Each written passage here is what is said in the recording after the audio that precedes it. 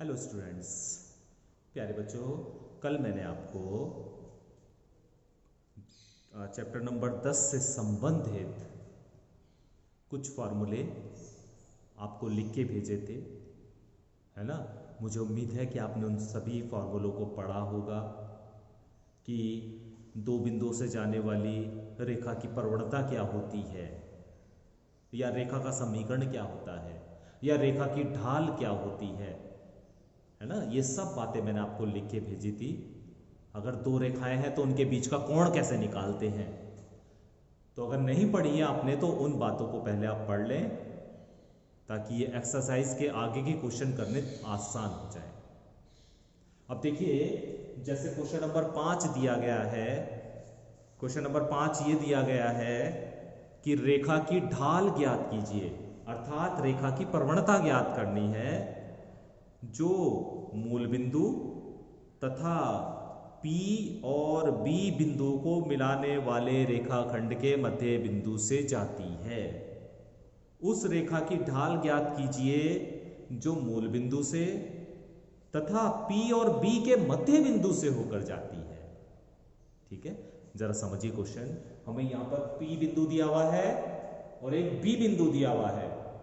P के निर्देशांक हमें 0 और -4 दिए गए हैं और B के निर्देशांक हमें 8 और 0 दिए गए हैं। तो इसका हमें मध्य बिंदु निकालना है, क्योंकि जो रेखा है वो इन दोनों के मध्य बिंदु से तथा मूल बिंदु से जा रही है। ठीक है, तो सबसे पहले P और B का मध्य बिंदु निकालेंगे।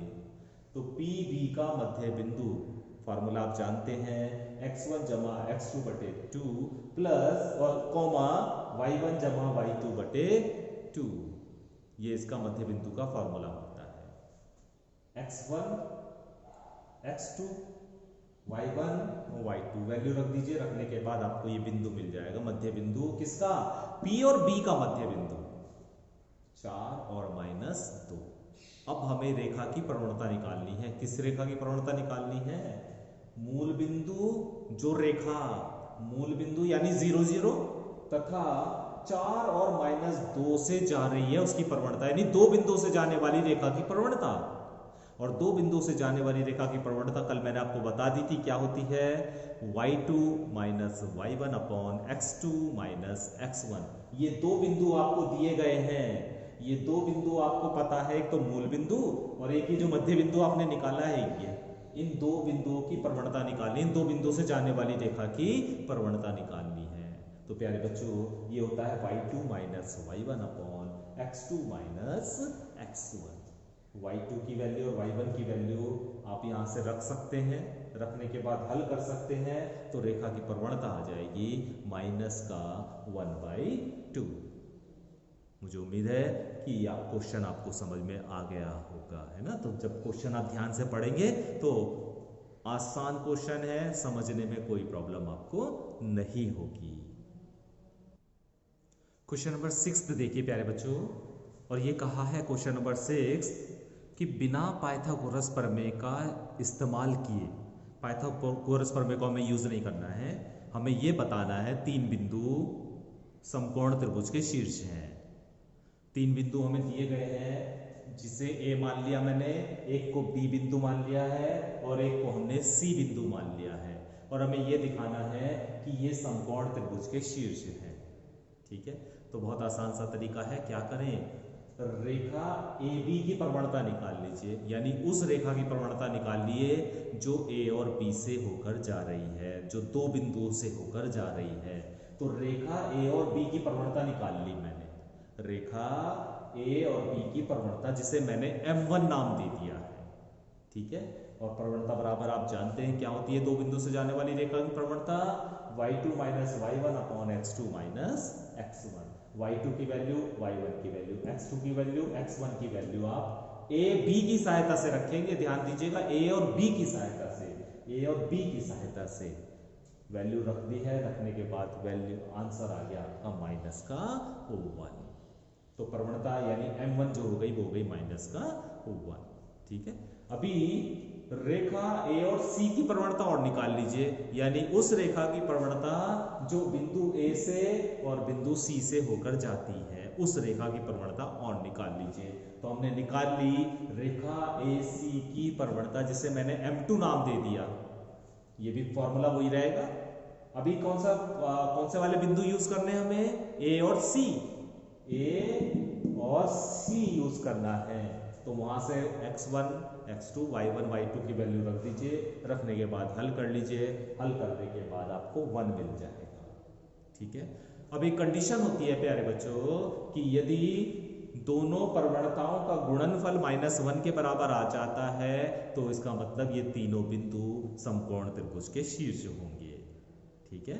तो हमने करा M1 और M2 निकाल के देखा हमने। तो M1 और M2 निकाला। M1 आपका -1 आया, M2 आपका 1 आया, दोनों की गुणा करी तो -1 आ गया।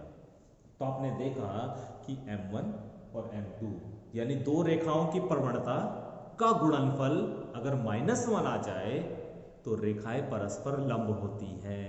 रेखाएं परस्पर लंब होती हैं अर्थात 90 अंश का कोण होता है।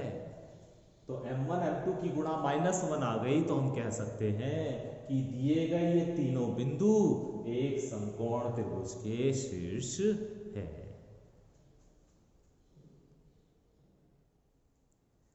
क्वेश्चन नंबर 8 देखिए प्यारे बच्चों। हमें x का मान ज्ञात करना है जबकि हमें ये तीन बिंदु संरेख दिए गए हैं।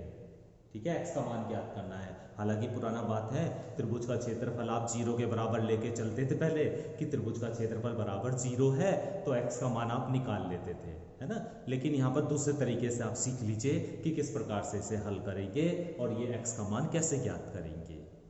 तो मैंने क्या करा कि माना ये A बिंदु हो गया, इसे B बिंदु मान लिया और इसे हमने C बिंदु मान लिया है। A बिंदु, B बिंदु और C बिंदु हमने इसे मान लिया है। तो सबसे पहले प्यारे बच्चों आप निकालिए रेखा AB की प्रवणता। रेखा AB की प्रवणता यानी उस रेखा की प्रवणता जो बिंदु A और B से होकर जा रही है।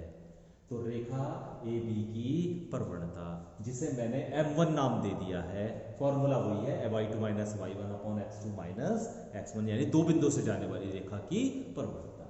तो इन दो बिंदु से जाने वाली रेखा की प्रवणता हमने निकाली तो ये आ गई 2/2 - x। कैसे रखा है ये आप अच्छे से समझ में आ गया होगा। y1 y2 x1 x2 की वैल्यू यहां से आप रख सकते हैं इन दोनों से। फिर इसी तरह हमने रेखा BC की प्रवणता निकाल लीजिए। अब इस वाले और इस वाले बिंदु की प्रवणता निकाल लीजिए। उसे हमने M2 नाम दे दिया है। निकल गई है प्रवणता। अभी यदि तीनों बिंदु संरेख हैं, यदि तीनों बिंदु संरेख हैं तो इनकी प्रवणता बराबर होती है। यदि तीनों बिंदु संरेख, इन्होंने कहा ये तीनों बिंदु संरेख हैं, तो जब तीनों बिंदु संरेख होते हैं तो M1 बराबर M2 के होता है। M1 की जगह M1 का मान रख दीजिए, M2 की जगह M2 का मान रख दीजिए। हल कर लीजिए। हल करने के बाद आपको x की वैल्यू मिल जाएगी जो कि आएगी आपकी 1।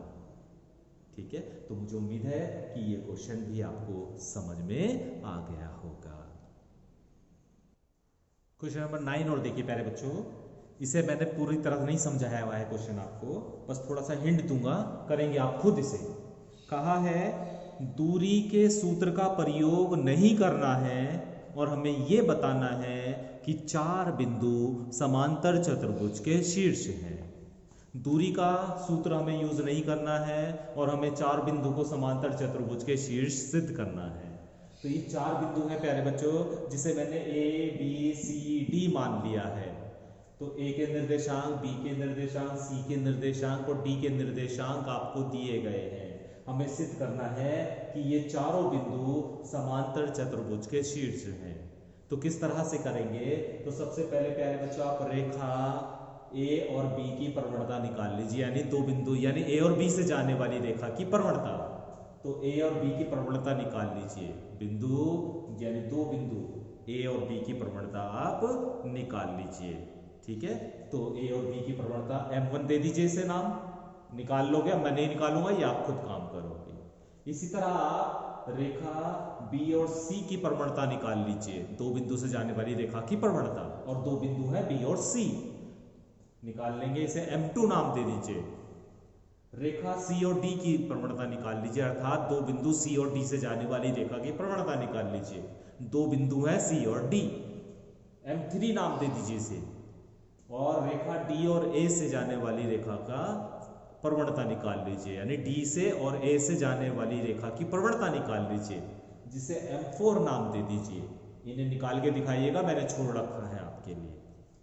अब यदि कंडीशन ये आ जाए प्यारे बच्चों कि M1 और M3 बराबर आ जाए और M2 और M4 बराबर आ जाए, तो हम कह सकते हैं कि दिए गए बिंदु समांतर चतुर्भुज के शीर्ष हैं। और ऐसी कंडीशन आ ही जाएगी कि M1 और M3 बराबर आएंगे, M2 और M4 बराबर आएंगे। तो आप लिखना कि M1 बराबर M3, M2 बराबर M4, अतः दिए गए बिंदु समांतर चतुर्भुज के शीर्ष हैं। ठीक है, तो आज प्यारे बच्चों हम इतना ही काम कर रहे हैं। आज आपको विशेष रूप से दो बिंदुओं से जाने वाली रेखा की प्रवणता कैसे निकाली जाती है उसके बारे में आपको बताया गया है। तो आप कम से कम क्वेश्चन नंबर 9 तक आप अच्छे से सीख लें। कल हम इसके एक और दूसरे टॉपिक कि दो रेखाओं के बीच का कोण कैसे निकाला जाता है उस पर चर्चा करेंगे। Thank you.